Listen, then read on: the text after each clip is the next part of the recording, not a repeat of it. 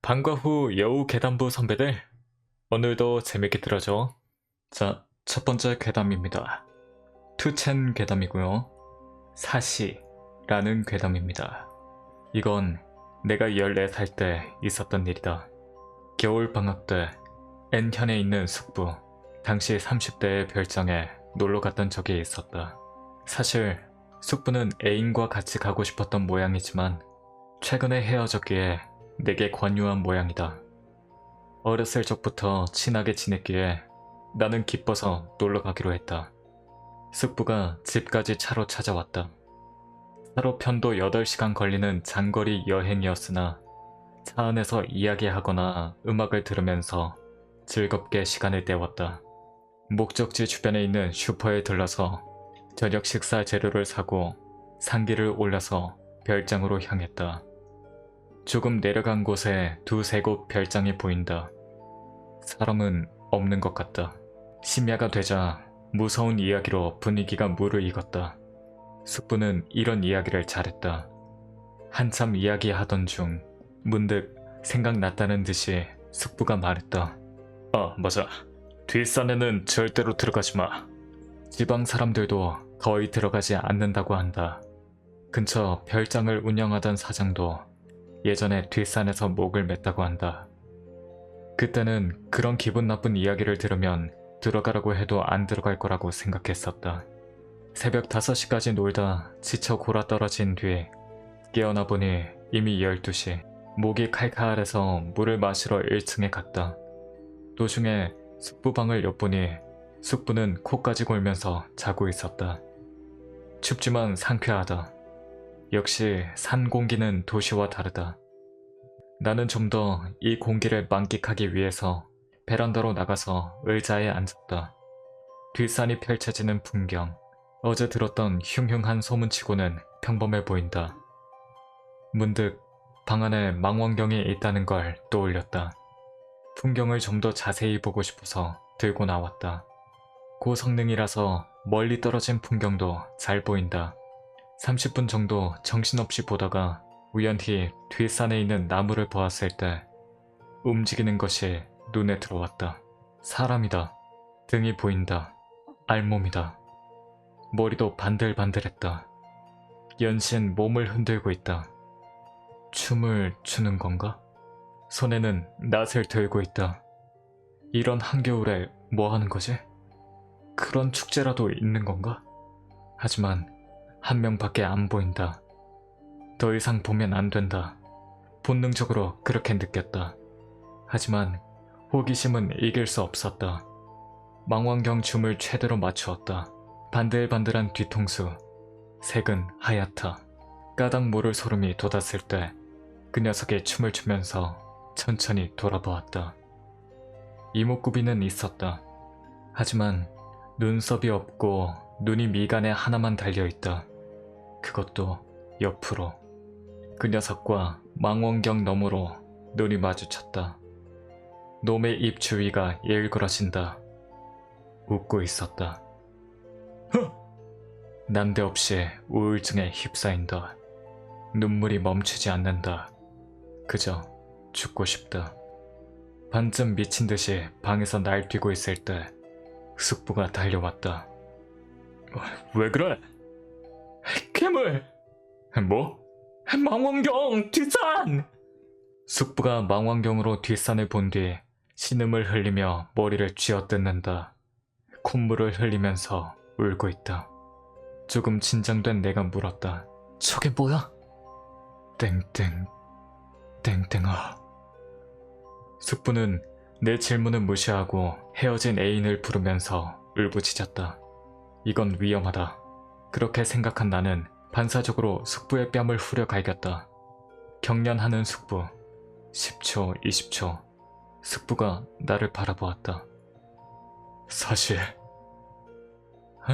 사시? 내 방에 가면 책상 서랍에 선글라스가 있으니까 가져와. 네가 쓸 것도. 에? 왜? 됐으니까 가져와. 나는 지시받은 대로 선글라스를 가져왔다.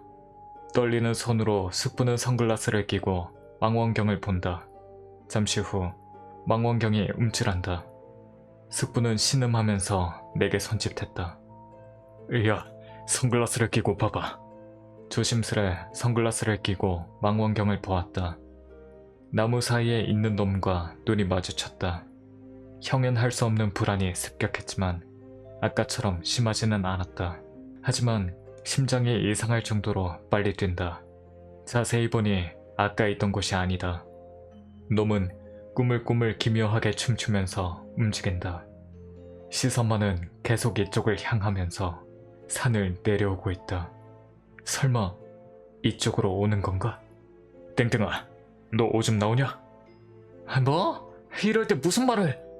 나온다면 식당에 빈 페트병이 있으니까 거기에 오줌 넣어서 와라.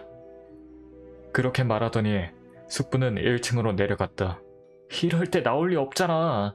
어안이 벙벙하고 있으니 몇 분 후 숙부가 페트병에 노란 오줌을 넣어서 돌아왔다. 자, 마려워지면 여기에 놓아. 그렇게 말하고 숙부가 또 다른 페트병을 내게 내밀었다. 아니, 그러니까 뭔데? 야마노모노 야마코. 모르겠어.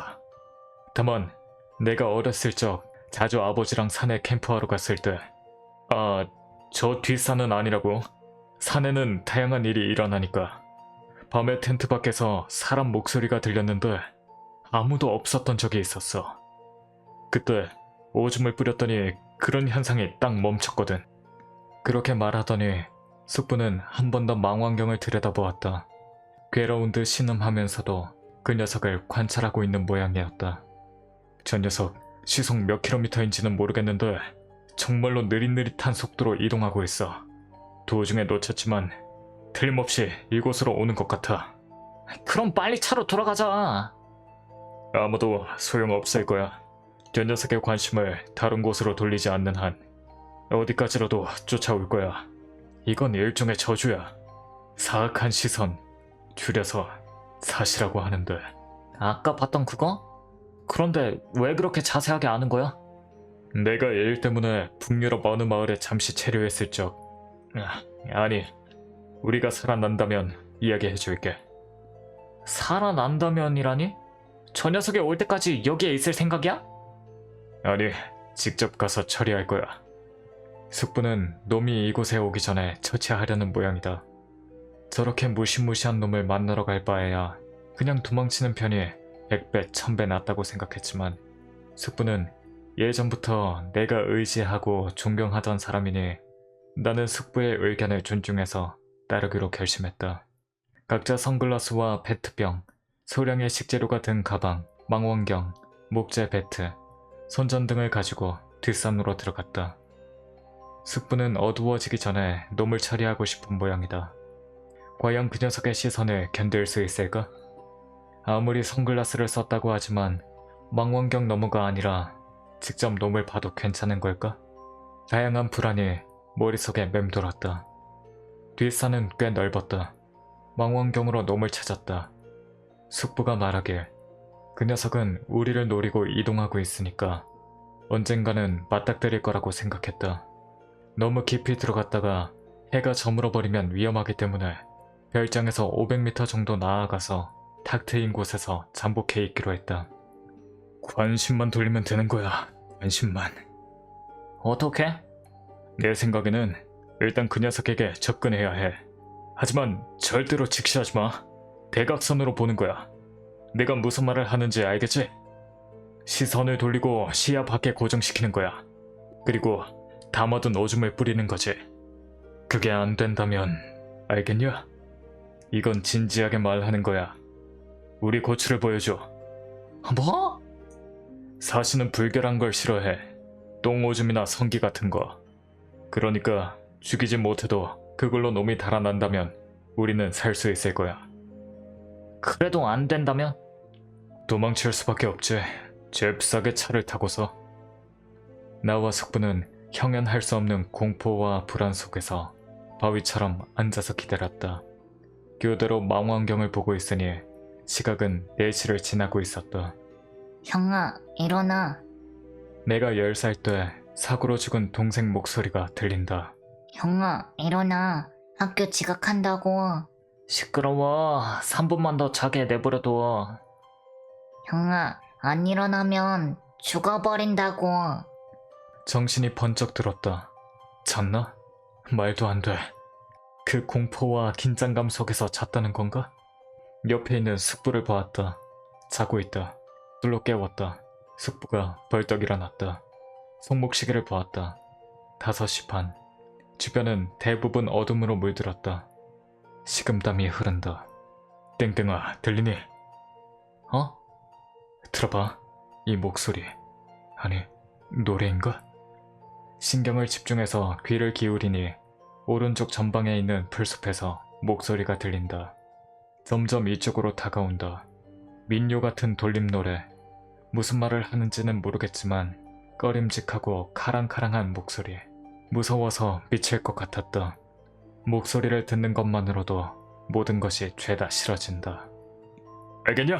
발밑만을 비추는 거야! 숙부가 소리치자 나는 그놈이 나오려는 풀선 밑을 손정등으로 비추었다. 다리가 보였다. 털 하나 없는 다리는 비정상적으로 하얗다. 몸 전체를 구불거리면서 다가온다. 그 꺼림직한 목소리. 한순간 사고가 끊겼다. 놈이 넙죽 엎드려서 네 발로 기었다. 발을 비추고 있는 손전등 불빛 속에 얼굴이 들어왔다. 즉시 하고 말았다. 낮에 보았던 감정이 물밀듯이 덮쳐온다. 죽고 싶어. 죽고 싶어. 죽고 싶어. 이런 얼굴을 볼 바에야 죽는 게 더 나아. 숙부도 페트병을 거꾸로 뒤집으면서 오열하고 있다. 떨어진 손전등이 놈의 몸을 비춘다. 정체를 알 수 없는 무시무시한 노래를 부르면서 네 발로 기면서 막 태어난 망아지처럼 다가온다. 오른손에는 여전히 녹슨 낫을 들고 있다. 내가 혀라도 깨물어서 죽을까 생각한 순간 숙부의 휴대전화가 울렸다. 오열하던 숙부는 갑자기 넋이 나가서는 주머니에서 휴대전화를 꺼낸다.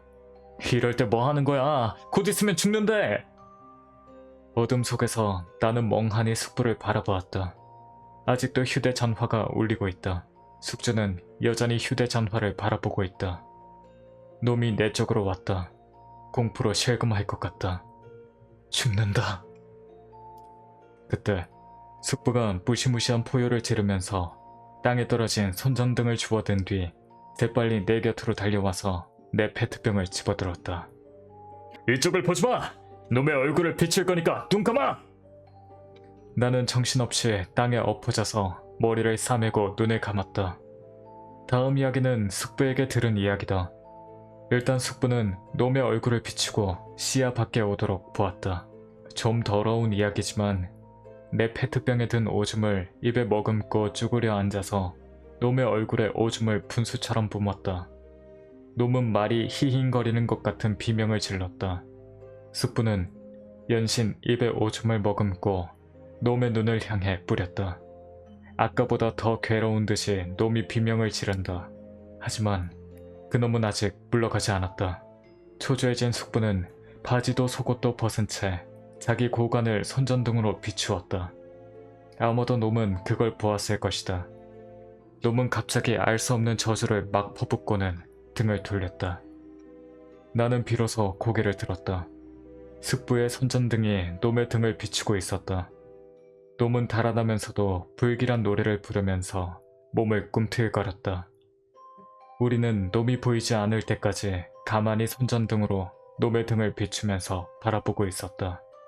언제 또 놈이 돌아볼지 모르는 공포를 견디면서 영원할 것 같은 고통과 공포의 시간이 지나고 이윽고 놈은 어둠 속으로 사라졌다. 우리는 별장으로 돌아올 때까지 한마디도 하지 않고 묵묵히 걸어갔다. 안에 들어가자 숙부는 모든 문을 다 잠근 뒤 커피를 끓였다. 커피를 마시면서 나는 겨우 입을 열었다. 저게 우리에게 관심을 잃은 거야?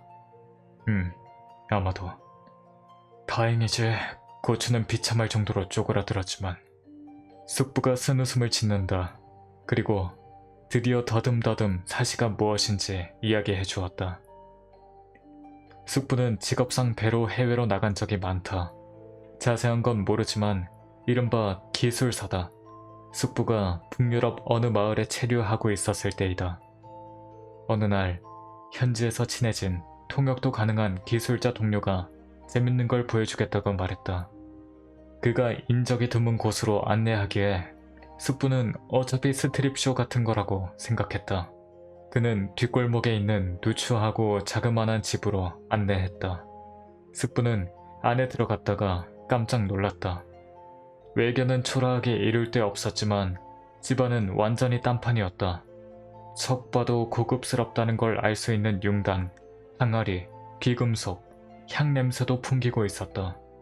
숙부가 홀린 듯이 보고 있으니 동료는 안쪽 방으로 안내했다. 양초가 켜진 방에는 60대로 보이는 남자가 앉아 있었다. 하지만 기묘한 것이 그 남자는 밤중에 집안에서 선글라스를 끼고 있었다. 현지 남자가 말하길 사실을 사용하는 사람이라고 한다. 사시라는 건 세계에서 광범위하게 분포하는 민간 전승, 미신의 일종으로 아기를 담아서 상대를 노려보면 그 상대에게 저주를 할 수 있는 능력이다. 지역에 따라서는 이브라이, 사안, 마안이라고 불리기도 한다. 사시의 힘으로 사람은 병이 들거나 쇠약해지거나 급기야 죽음에 이르기까지 한다. 숙부는 절반 정도는 농담으로 생각하며 설명을 들었다. 사시인지 뭔지 모르겠지만 어차피 트릭이라고 생각하면서 앉아있던 남자가 현지 남자에게 귓속말을 했다. 남자가 말하길 믿지 못하는 모양이니 힘을 체험하게 해주겠다는 것이다. 숙부는 흥미가 동해서 승낙했다. 다시 남자가 현지 남자에게 귓속말을 했다. 지금부터 당신은 묶을 거야. 오해하지 말아줘. 그만큼 내 힘이 강하기 때문이거든. 당신은 분명히 날 될 거야. 나는 아주 잠깐 동안 내 눈으로 당신의 눈을 볼 거야. 단지 그것뿐이지. 숙부는 분명 눈 주위에 보기에도 끔찍한 세공을 했을 거라고 생각한 모양이다. 정말로 눈이 심하게 뭉개진 건지도 모르고 컬러 콘택트 렌즈를 낀 건지도 모른다. 어쩌면 아까부터 풍기던 향이 환각제 역할을 한다거나 묶이는 것도 내심 싫었지만 친구인 현지 남자가 정말로 신뢰할 수 있는 사람이었기에 마지못해 수긍했다. 의자에 묶인 숙부에게 남자가 다가갔다. 친구는 뒤로 돌아서 있었다. 조용히 남자는 선글라스를 벗었다. 그리고 숙부를 내려다보았다. 정말로 오늘 그 녀석을 봤을 때와 같은 일이 일어났어.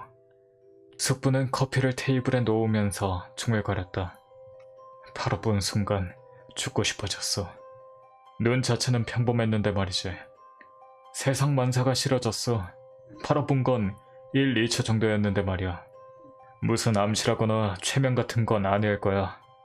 친구가 말하길 그 사실을 가진 남자는 돈만 준다면 살인 청부도 받는다고 한다. 현지에 있는 마피아들의 전쟁에도 이용되고 있다고 들었다. 숙부가 귀국하기 일주일 전 사실을 가진 남자는 죽었다. 소속된 조직의 멤버를 죽여버리는 바람에 말살된 모양이다. 남자는 사창가에서 의자에 묶인 채 죽어 있었다. 마루에는 똥오줌이 퍼져 있었다. 남자는 엄청난 힘으로 밧줄을 끊고 자기 안구를 뽑아버리고 죽었다고 한다. 아까도 말했듯이 사신은 불결한 걸 싫어해. 오물에 덮여서 스트립이나 성행위라도 본 거겠지. 나는 말할 기력도 없어서 잠자코 듣고 있었다. 아까 그 괴물도 사실을 사용하는 녀석이라는 건가? 내 생각을 읽은 듯 숙부는 계속 말했다. 그 녀석이 정말로 괴물이었는지 그런 식으로 길러진 인간인지는 몰라. 다만 그 녀석한테서 도망치기만 해서는 안 될 것 같았어. 그러니까 죽을 각오로 맞서 싸운 거야. 카파도 인간의 침을 싫어한다고 하잖아. 의외로 염불이나 부적 같은 것보다도 사람의 몸이 그런 것들에게 통하는 걸지도 모르지. 나는 이야기를 들으면서 동생의 꿈에서 나온 걸 이야기했다. 어쩌면 동생이 구해준 건지도 모른다. 내가 울면서 이야기를 하자 숙부는 신묘하다는 얼굴로 1분 정도 듣고 침묵을 한 뒤 천천히 입을 열었다. 그런 일도 있을지 모르지. 그때 내 휴대전화가 울린 거 기억나지? 헤어진 애인한테서 온 거야. 하지만 이 산 주변에 전화가 터질 리 없잖아? 보라고. 지금도 안테나가 한 개도 서 있지 않지? 그러니까 그런 일도 있을지 몰라. 자, 당장 산을 내려가자. 이 별장도 팔 거야. 빨리 애인에게 전화하고 싶기도 하고. 숙부는 겸연쩍은 듯이 웃더니 커피를 다 마시고는 자리에서 일어섰다. 자, 다음 괴담입니다. 가족이 한 기이한 행동의 진짜 의미. 내 몸에 일어난 지금도 믿을 수 없는 실화야. 아직 내가 중학교 3학년이었을 쯤 나는 아버지와 어머니와 남동생, 아직 초등학교 저학년 4명이서 살았어. 홍백 가합전을 다 보고 좋은 첫 꿈을 꾸려나 하면서 잠에 든 건 좋았는데 한밤중에 악몽, 꿈의 내용은 떠올릴 수 없어. 악몽을 꾸고 갑자기 야밤에 일어났어. 심장은 소리가 들릴 정도로 격하게 뛰고 있었고 전신이 식은땀에 흠뻑 젖어 마치 찬물을 등에 뿌린 것처럼 이불에서 벌떡 일어난 상태로 경직되어 있었어. 새해 첫날부터 악몽이냐? 최악이네.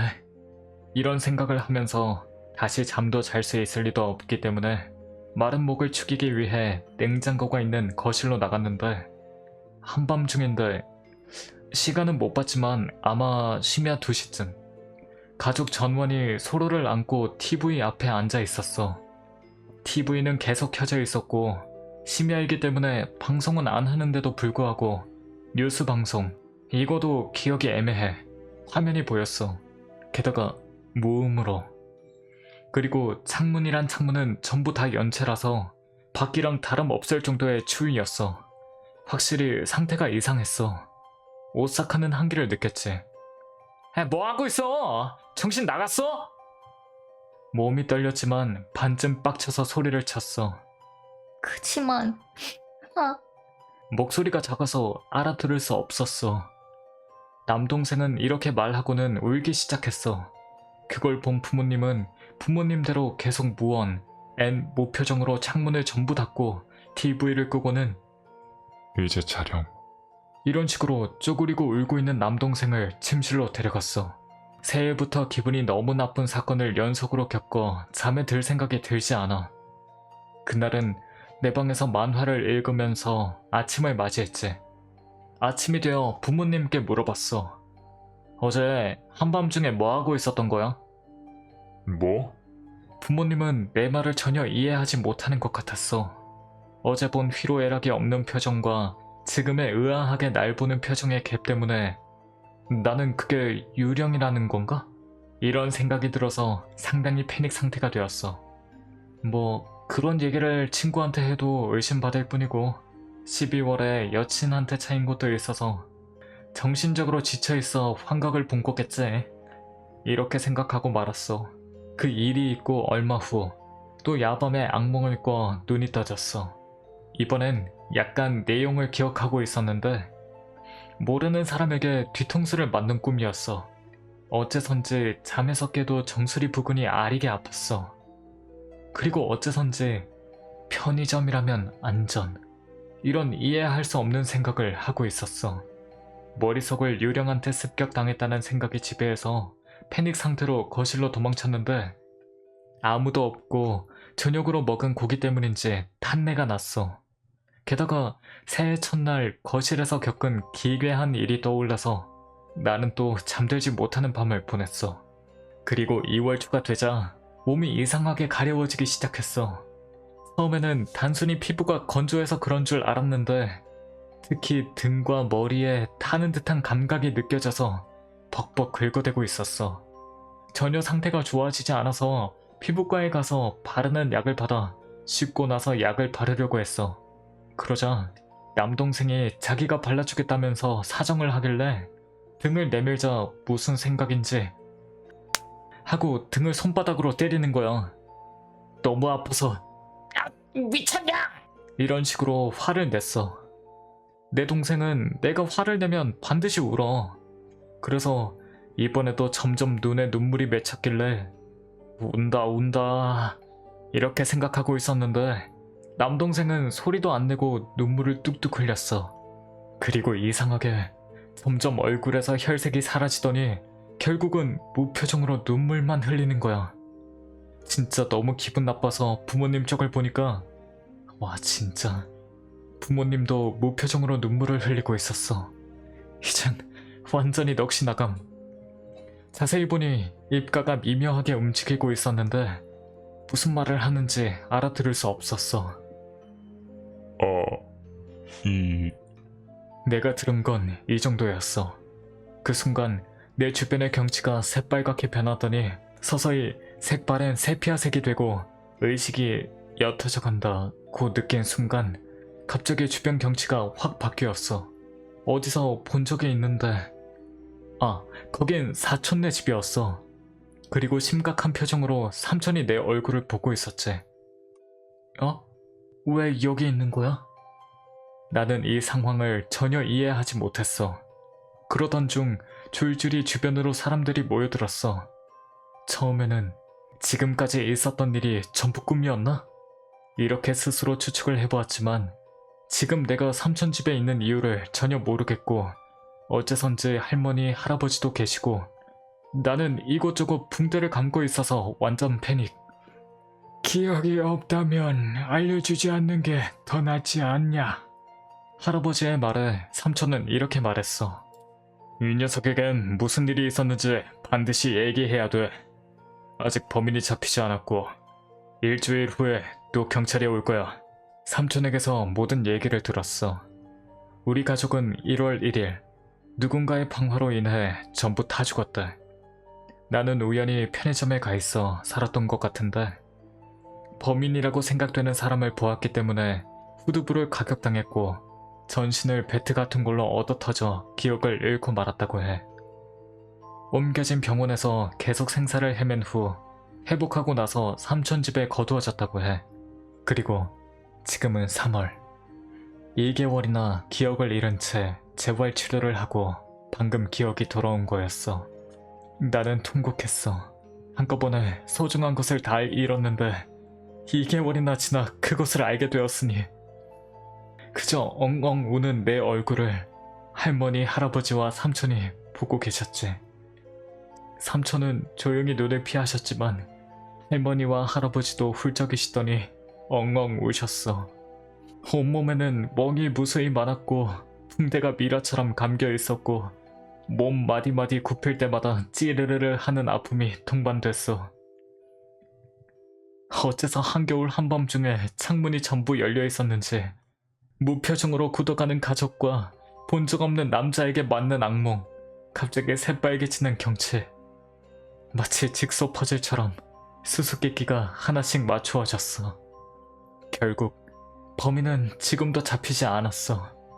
그리고 등에 감은 붕대를 풀었을 때 멍이 남은 내 등에는 동생의 손바닥 모양으로 자국이 남아있었지. 그 사건이 있고 5년이 지나 멍이 사라지는 것과 함께 그 손바닥 자국도 사라졌어.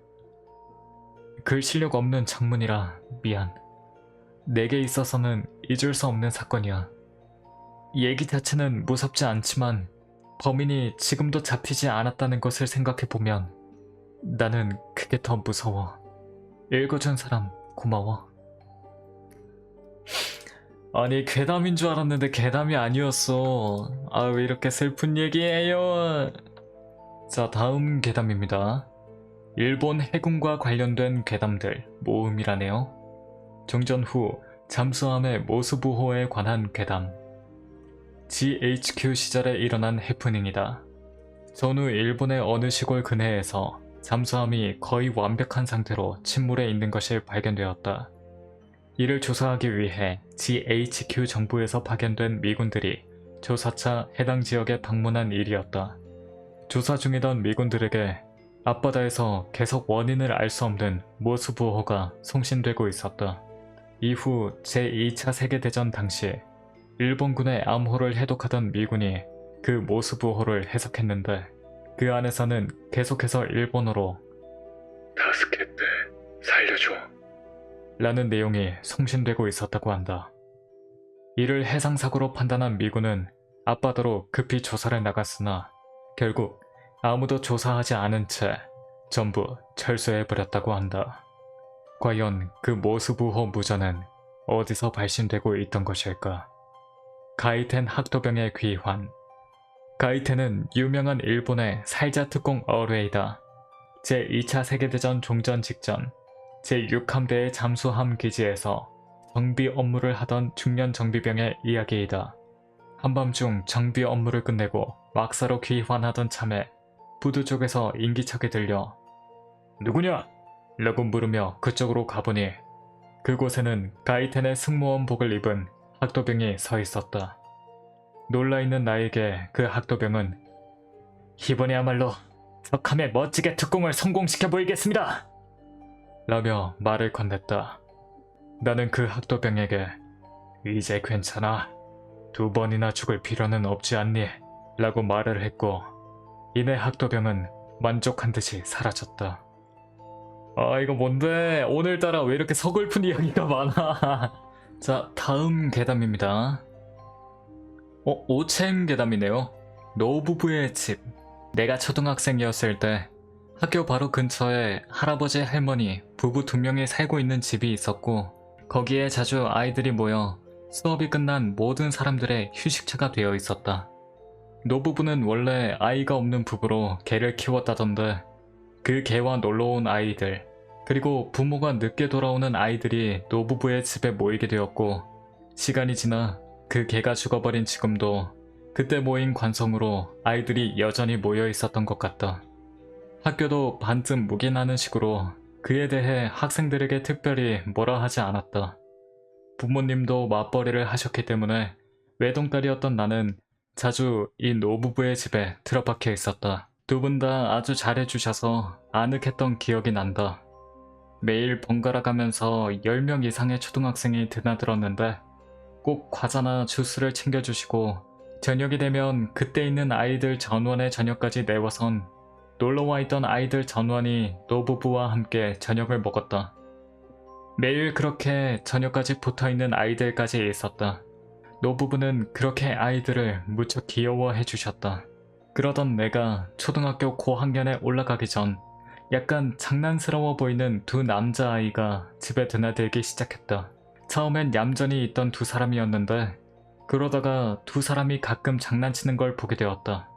어떨 때는 물건을 훔쳐보기도 하고 어떨 때는 일부러 방을 더럽히기도 하는 등 장난치며 즐기던 것을 기억하고 있다. 나 말고는 장난치는 걸 알아채는 사람이 없어서인지 서서히 장난은 심해져 가고 어느 때부터 할아버지 음료나 음식에 이상한 것을 넣고 눈치채지 못해도 비웃고 눈치채고 깜짝 놀라도 비웃곤 했다.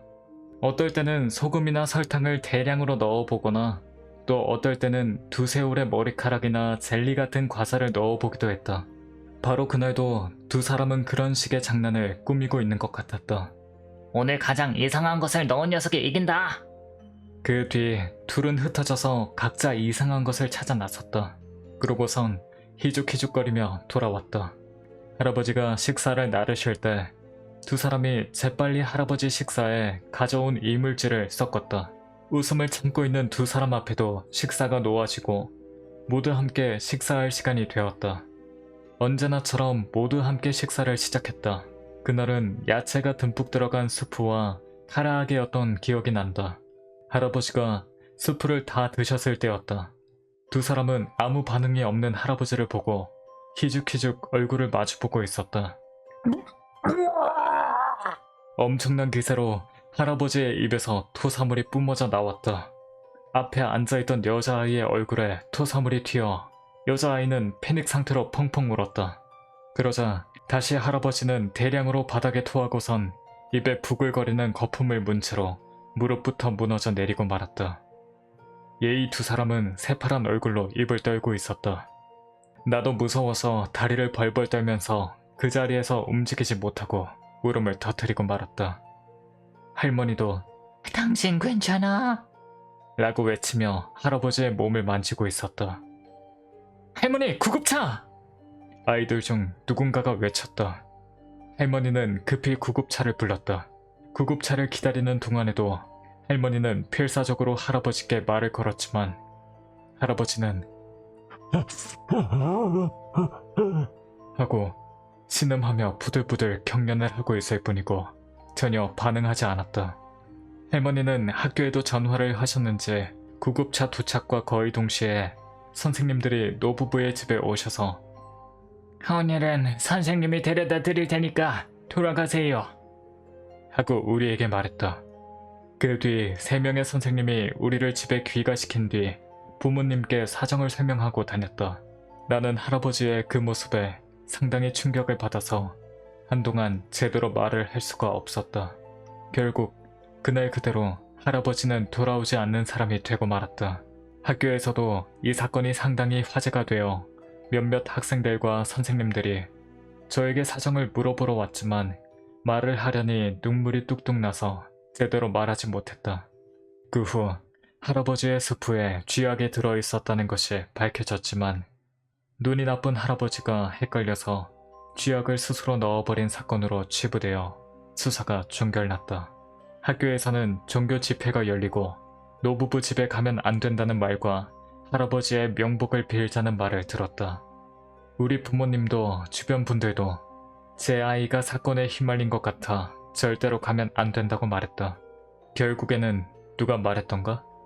저 집에서는 독이 든 밥을 내놓는다. 그런 소문이 떠돌아선지 아무도 저 집에 들르지 않게 되었다. 나도 몇 번인가 마당에서 쓸쓸하게 아이들에게 인사하는 할머니를 봤는데 다들 부모님의 말씀을 지켜 다들 저 집에는 들르지 않고 자기 집으로 돌아가고 있었다. 그렇게 노부부의 집에 가지 않은 지 1년이 다 되어갈 무렵 할머니가 돌아가셨다. 자세한 사정은 듣지 못했지만 병사였다고 생각한다. 그때부터였다. 학교 사이에서 저 집에 할머니 귀신이 나온다는 소문이 나기 시작했다. 뭐 초등학교에서 흔히 있는 이야기다. 그런 일이 있었던 것이다. 소문이 나도 이상하지 않다. 동아리 활동에 쉬게 되어 빨리 귀가한 어느 날 오랜만에 노부부 집 앞에서 멈춰서서 뚫어지게 집을 바라보았다. 여러 가지 즐거운 추억이 담긴 집이었다. 아무도 없어진 집을 바라보고 꽤 쓸쓸해졌구나 하고 감상에 잠겨있을 때 마당에 커다란 검은 덩어리가 나타났다. 눈을 비비고 자세히 보니 바로 할머니였다. 그런데 평소 할머니랑 다르게 눈이 휘둥그레질 정도로 튀어나와 있는 것이다. 나는 속으로 미안해요, 미안해요. 라고 외치며 집까지 달려갔다. 할머니는 눈치채고 있었던 것이다. 누군가 할아버지 스프에 쥐약을 넣은 것을. 그리고 지금도 찾고 있는 것이다. 쥐약을 넣은 인간을. 자, 오늘의 마지막 괴담이고요. 옛날에 심령 방송에서 엄청난 걸 본 것 같은데? 몇 년 전 아직까지도 인상에 남아있는 방송이 있는데 정보 있을까? 그다지 기억이 분명하진 않지만 그것은 소위 사연 있는 집을 찾아내 직접 묵으며 검증하는 것이었다. 그곳은 부동산에서 정보를 제공받았다. 어떤 지역의 낡은 아파트, 모자이크로 가려져 있었지만 울창한 나무로 둘러싸여 있었음. 돌계단을 올라가면 바로 앞이 1층 정면. 그래, 마치 신사터에 지어진 것 같은 모양새로 내가 봐도 상당히 수상쩍어 보였어. 다다미 6장 2칸 크기의 일본식 방, 주방, 목욕탕과 화장실, 큰 발코니 달림. 목욕탕 벽은 푸른색 페인트로 칠해져 있었고 현관 바로 좌측에 외출 전 차림새 확인용인지 거울이 붙어있어. 늦은 밤 스태프가 묵으며 방을 탐색. 안쪽 방 벽장에서 여성의 긴 머리카락을 발견. 한층 더 조심스럽게 수색. 그랬더니 현관 옆 거울 뒤에서 메모지 끄트머리를 발견. 집주인의 허가를 얻어 거울을 떼어내자 그곳에서 잘게 조각난 메모 여러 개를 발견. 메모를 연결해보니 파손된 부분도 있었지만 대략적인 내용은 이런 느낌. 엄마 살려줘. 괴로워. 상당히 절박한 상황에서 숨겼던 거라 생각됨. 이웃 주민에게 물어보니 아무도 없는데 이상한 소리가 나는 일이 일상이라 익숙해졌다는 듯함. 그 위층엔 젊은 커플이 사는데 벽장을 받침대 대신으로 쓰고 있었고 바로 밑에서 손톱으로 긁는 듯한 소리를 자주 들었다고 한다. 아무래도 예전에 여성이 살고 있었던 듯한데 남자에게 폭력을 당하고 있었다고 함. 벽장에서 죽었나? 기억나지 않음. 벽장 안에서 공포에 떨고 있었던 듯한 정황. 핥힌 상처를 발견. 방송에 영매사가 도착. 그 사람이 말하길 목욕탕에서 남자에게 끌려온 여성이 보였다고 함. 부동산 사람의 얘기로는 이곳을 소개 혹은 관련되는 일이 있으면 반드시라고 해도 좋을 만큼 어떠한 사고가 닥쳐온다고 한다. 그 사람은 취재 중에 입원한 다른 사람이던가? 인물에게 인터뷰를 하러 갔지만 더 이상 엮이고 싶지 않다고. 마지막으로 입주한 인물은 여학생이었다는 듯? 그녀의 발자취를 따라가 보게 된다. 마침내 본가를 알아냄. 인터폰을 누르니 모친 같은 사람이 나옴. 그건 대충 이러한 대화였다고 생각함. 스태프 이하 S. 실례합니다. 여우TV에서 왔는데요. 무슨 일이죠? 실은 땡땡씨를 찾고 있는데. 무슨 소리를 하는 거예요? 얘기할 건 없습니다. 한번 거절당했지만 다시 시도. 인터폰을 누른다. 네. 아까 일 말인데요. 여기서 지금까지의 경과를 설명. 그러자 땡땡은 이제 없습니다. 네? 없다니. 어렴풋이 이해하고 말을 잃은 스태프. 더 이상 그 일에 대해선 잊고 싶어요. 물러가 주세요. 여기서 이야기가 끝난다. 그녀가 편지의 여성인지 어떤지는 불명. 방송 중에 사인을 얘기를 했는지는 생각나지 않지만 아마도 살짝 좀 더 자세한 인터뷰가 있었을지도 모름.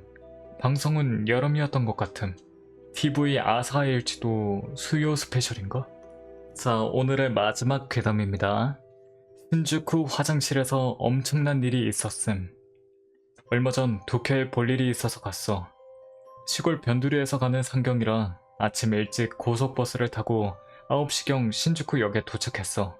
근데 중간에 화장실 휴식 시간도 있긴 했는데 졸려서 계속 잤단 말이야. 그랬더니 신주쿠역에 도착했을 무렵엔 화장실 바가 맥스가 되어버려서 티켓을 내자마자 버스에서 내려서 신주쿠역에서 화장실을 찾아다녔는데 좀처럼 보이질 않더라고. 거기가 겨우겨우 토일렛 같이 생긴 표시를 찾아서 드디어 찾았나 했더니 그쪽엔 없고 화살표 위 토일렛, 화살표 왼쪽 토일렛 하면서 뭔가 미러처럼 계속 돌게 만드는 거야. 역시나 신주쿠라서 그런지 아침 9시였는데 가게도 하는 곳이 별로 없었거든. 근데 사람이 많아서 복잡해서 제대로 걷기가 힘들었는데 그 표시대로 갔더니 어느새 벽과 벽 사이 같은 좁은 통로로 다다르게 됐어. 사람도 아무도 없어졌고 그쯤 내 배는 한계 직전이었고 좁은 모퉁이를 돌자 드디어 화장실이 보였어. 좋아, 아슬하게 도착했다 라고 생각했더니 웬걸 화장실 입구 앞에 한 명이 기다리고 있는 사람이 있었어. 우와, 이런 구석에 처박힌 화장실에도 대기라니 역시나 신주쿠로군 하는 생각을 하고 있는데 그 기다리는 사람이 먼저 들어가세요 라며 자리를 비켜준 거야. 어라, 왜지? 하면서도 엄청 급한 상태였기에 실례하겠습니다 라고 하고 맹스피드로 돌진. 변기에 앉자마자 동시에 아슬했군. 여유를 되찾고 냉정해지자 뭐라 하는 생각이 들었어. 먼저 들어가세요라니 칸이 비어있었는데 먼저 있던 사람은 대체 왜 기다리고 있었을까?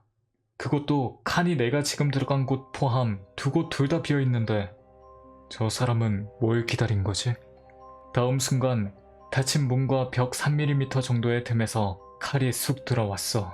횟집에서 쓸만한 섬뜩한 식칼이 팍 꽂혀드나 싶더니 그 틈을 위아래로 힘껏 덜컥대기 시작하는 거야.